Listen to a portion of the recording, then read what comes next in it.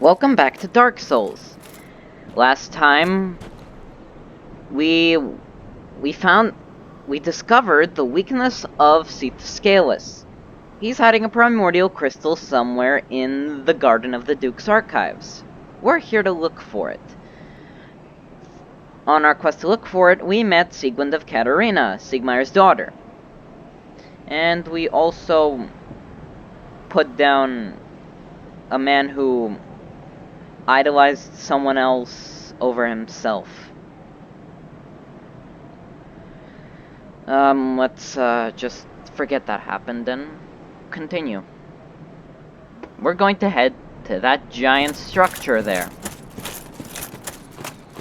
When I look at the structure, it is my firm belief that crystal is simply titanite infused with magic. Think about it. Think about it. The nameless blacksmith deity lived here, and he had a bunch of slabs. He had a bunch of slabs that went into making godly weapons. What if those slabs were picked off of this giant structure before it was imbued with magic and soul power? It's possible.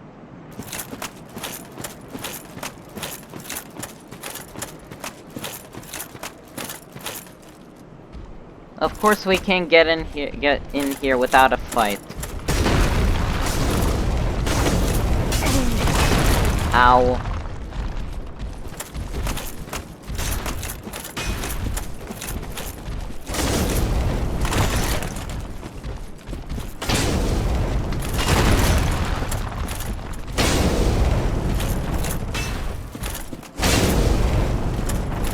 You guys are going down.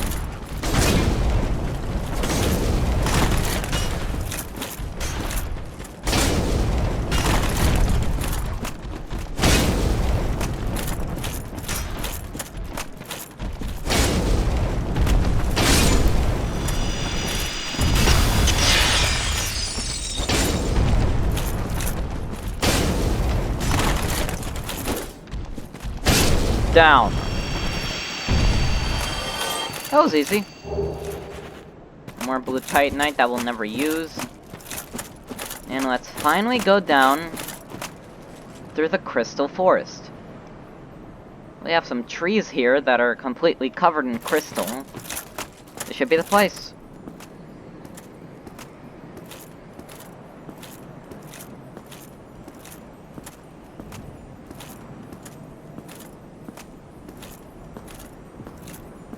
Here we go. Let's look for that Primordial Crystal. Welcome to the Crystal Cave. A place completely made out of crystal, once pure titanite. And immediately we were assaulted by a crystal golem.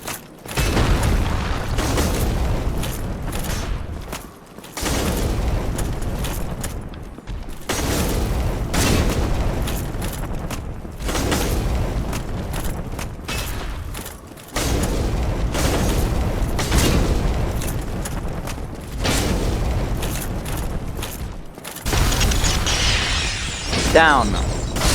Dead. Now let's go down and try and find some kind of path. And crawl down here.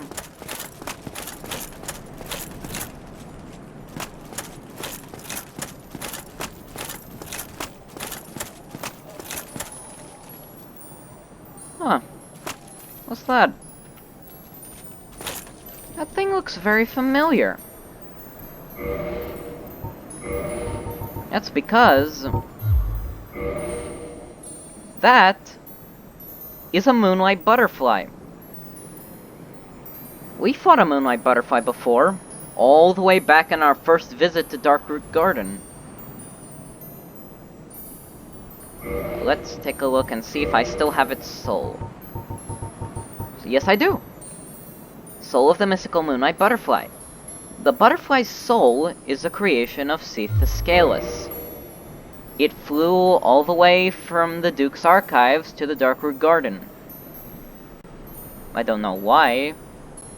But that's pretty much all we get. It's a moonlight butterfly. It lives here.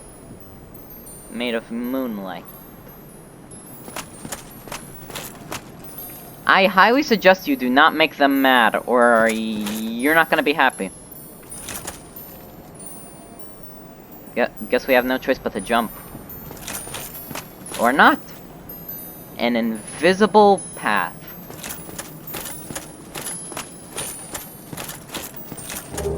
A humanity that replaces the one I lost.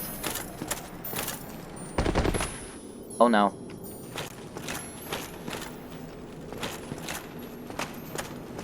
Am I stuck? No, I'm not stuck. That's good. Don't piss that thing off. I'm warning you.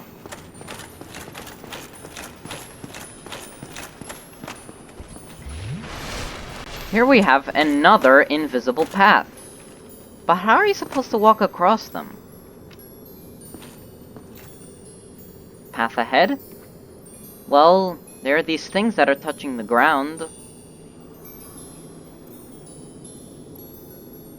Maybe you could walk across and see what touches the ground and what doesn't. That's right. Just walk across. But what we need to do is get that golden crystal golem over here, because he is a threat. And we do not want to fight him over there. Definitely not. What we want to do is get him over here. This one is not carrying anyone, unlike the last two. Now we can just keep him here. He's stuck. Thing is, we can't really see because the crystals are in our face.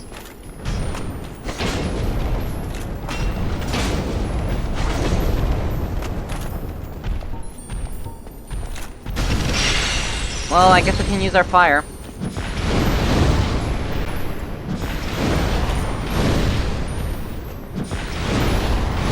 Burn! Yeah, that should do it.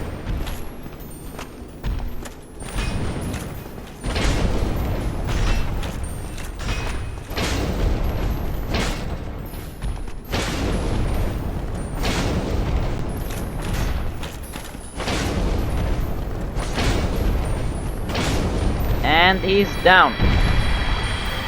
He won't be a threat to us anymore. Now let's walk across. You follow the path of the snowflakes. You fall, you're dead. And walk across these crystals. This one's a bit slippery because of bad collision, so if you fall, that may make sense. Another moonlight butterfly. It's a bit close, don't you think? Now, gotta take a bold leap down here and take out these crystal lizards.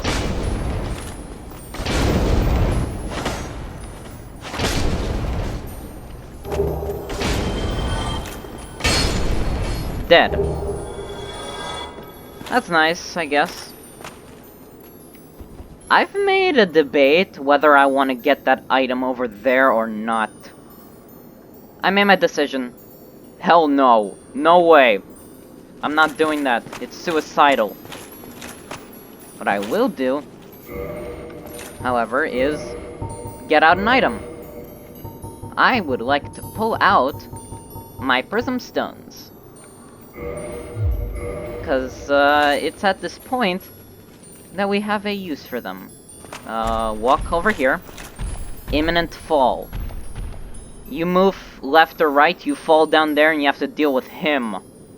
We have to make it across to that path. How will we do that? By pulling out our prism stones. We're gonna make a trail of breadcrumbs. Wherever the prism stones fall will be a safe path. You can also use arrows for this, or anything that touches the ground.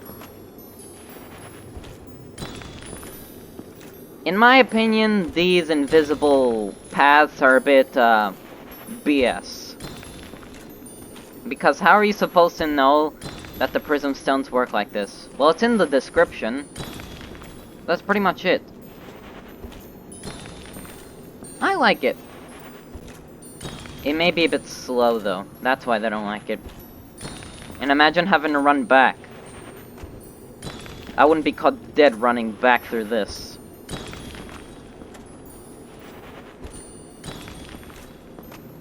If I remember correctly, there should be an imminent fall very soon.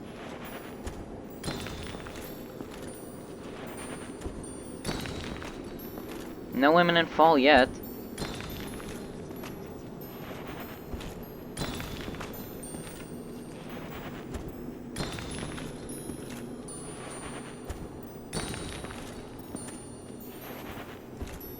We're getting there.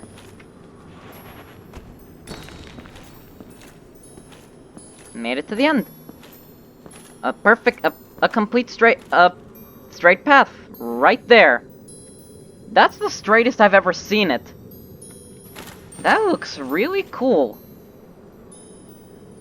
You know what? I want to take a screenshot of that. That looks really cool. Here we go.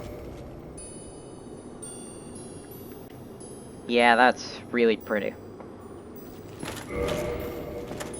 If there's anything the Duke's Archives and the Crystal Cave have for it, they're pretty. They're really pretty. But that's kind of what all they got going for them. Now, I'm going to pull out something new. I'm going to pull out my +6 Avalon that I've been upgrading. And I'm going to pull out my standard bolts. It makes us a bit heavier, but we won't need to be rolling where we're going. We're gonna go through these paths. And we come across some familiar faces. We've seen these enemies before. Man-eater shells. What are they doing here? The last time we saw them was in Ash Lake. I have no clue. Oh, that's not good.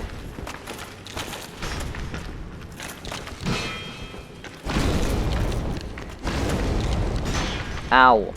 Don't stab me.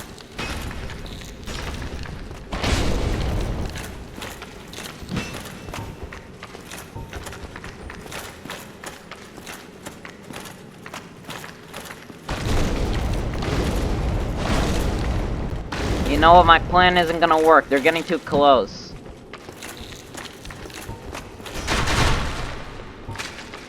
Oh, they resisted. Didn't think they would resist it. Well, my wonderful plan has failed. I expected it. Burn! Man dead. Let's go get the next one. Not that guy over there. That one. He's next.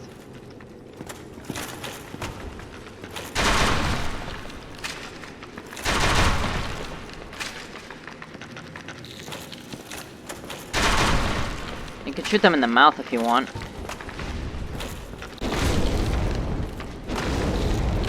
Ow. Don't you dare stab me. Boom, boom, boom.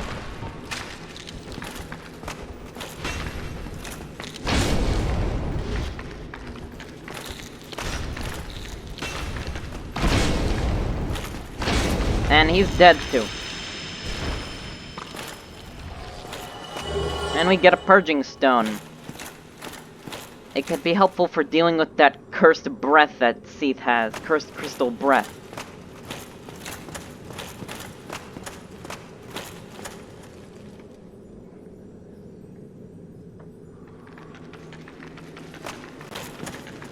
How about fire? Yeah.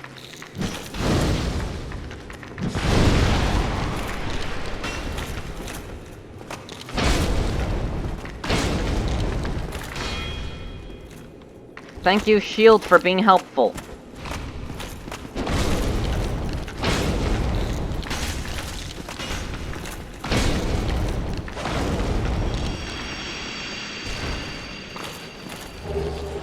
Another purging stone. I think that guy's next.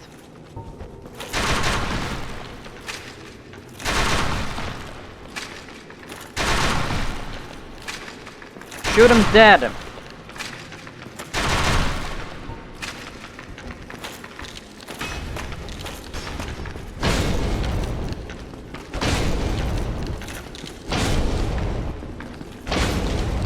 Ow.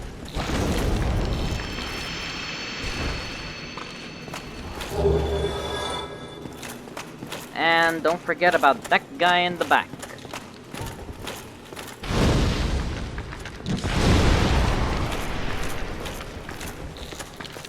No, you don't. Blocked it just in time.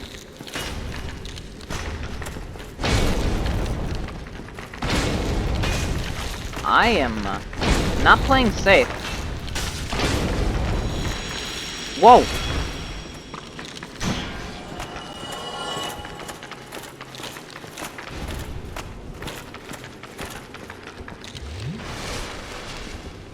Get away from me. I did not see that coming. I kinda deserve it too. For playing like an idiot. Burn! Burn!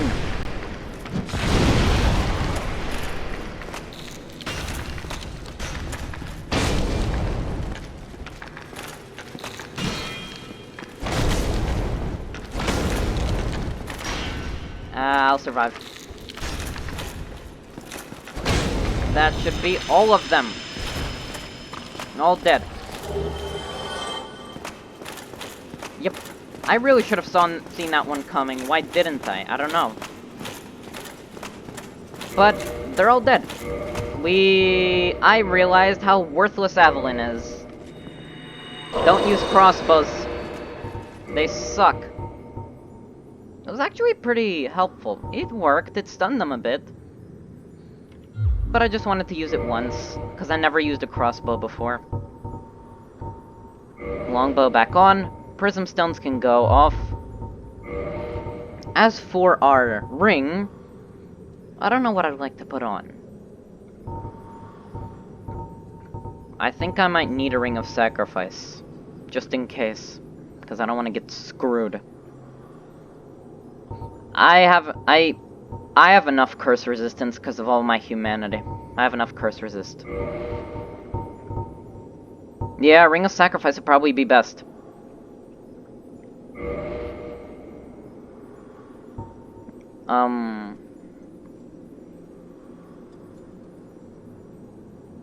Flame, claymore, bow, shield. Have everything I want. Oh, I know. Purging stones. Now I can run normally.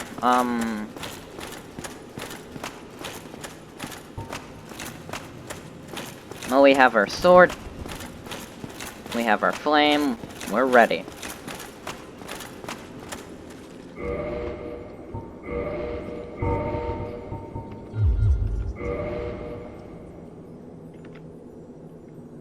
There it is. The Primordial Crystal. All the way back here. So all we gotta do now is get to it, destroy it, then go back to Seath and destroy him. Shouldn't be so hard. Let's go.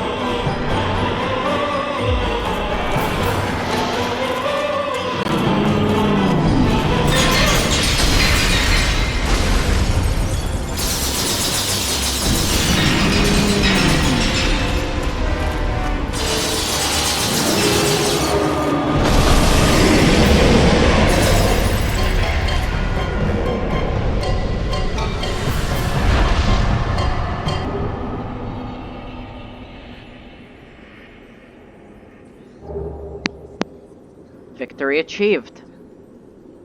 Seath the Scaleless has been destroyed.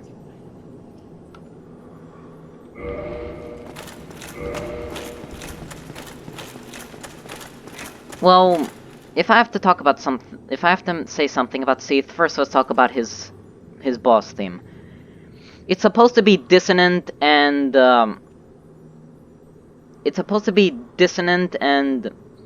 discordant.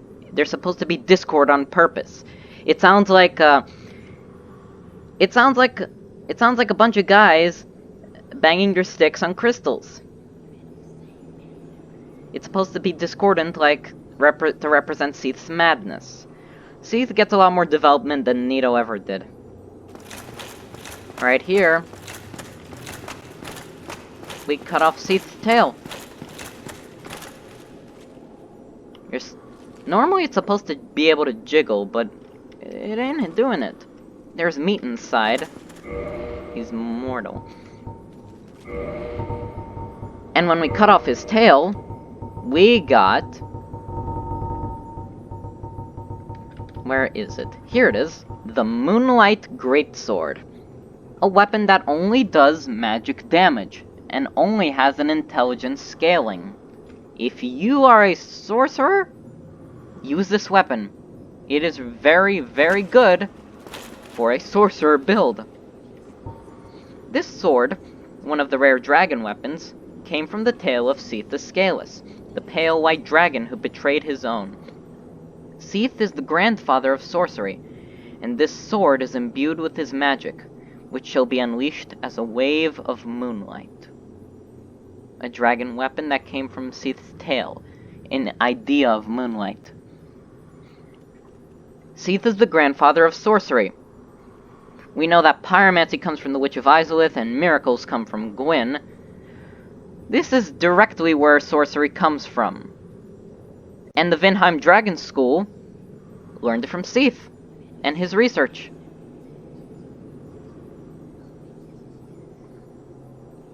Logan wanted to go to the source of all that research so he could be just as experimental and discovering as Seath. But it drove Seath mad. I'd like to show off this Moonlight Greatsword. I want to show that wave of moonlight because it looks really cool. We don't have the stats because we don't have enough intelligence. We can swing it around. It's like just like a regular greatsword. Now let's shoot a wave of moonlight with it. Like so. That's it. It's useful if you have intelligence, but I don't. Speaking of this Moonlight Greatsword, this is the trademark weapon of From Software. It's the most iconic weapon From Software has ever made. And it actually does have connections with Seath. In a previous game that From Software made, called Kingsfield, there was this pale white dragon, Seath, called Seath. And there was also a weapon in that game called the Moonlight Greatsword. Ever since then, there's been a Moonlight Greatsword or something like it, or in every single Souls game since. In Dark Souls 1, 2, and 3, they're directly called Moonlight Greatswords. In other games, they're called something different, or they're just given references, but Moonlight Greatsword is still really cool. I like this weapon, even though I've never personally used it, or found it useful. Now that we've spent some time talking about his tail, let's talk about Seath, and how he died like a little bitch.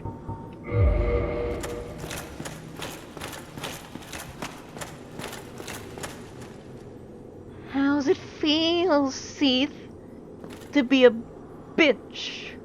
How's it feel to have no legs, and no tail, and no immortality? Bitch ain't got no legs, ain't even got legs. Now let's read on his actual soul. a bequeathed Lord Soul shard. He doesn't have his own Lord Soul because he was not a Lord. He found his, he got his soul in a different way. Soul of the albino Seath the Scaleless, a fragment of a Lord Soul discovered at the dawn of the Age of Fire. Seath allied with Lord Gwyn and turned upon the dragons, and for this, he was awarded dukedom, embraced by the royalty, and given a fragment of a great soul. Although just a piece, it will still satiate the Lord Vessel. He was given a fragment of a great soul. It's obvious here. Gwyn respected Seath so much for helping his cause that he gave him a piece of his soul, just like he gave the 4 kings pieces of his soul.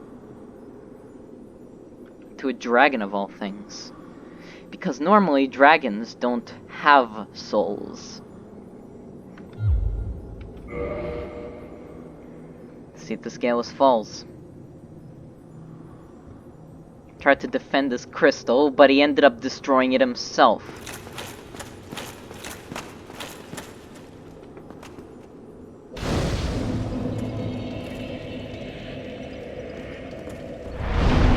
Right.